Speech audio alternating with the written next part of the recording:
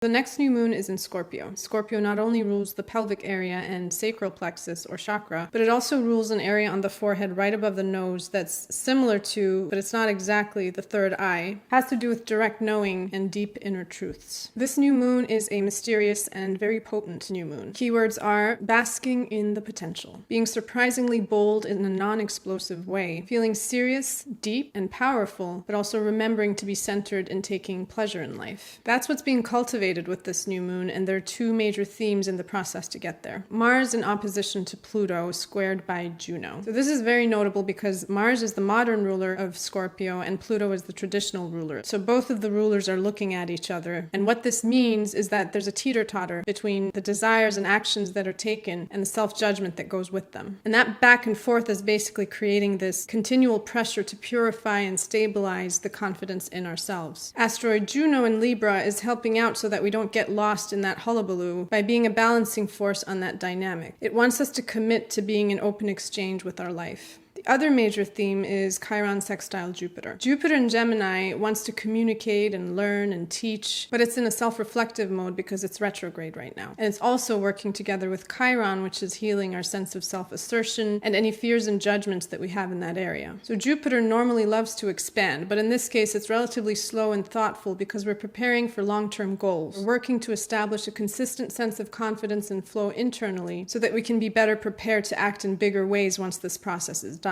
Jupiter goes direct in a couple months on February 4th. You might notice that you're more able to deal with very familiar, deeply ingrained, and sometimes even vicious self-destructive thoughts by being softer and more direct as you confront them head-on with this new moon cycle.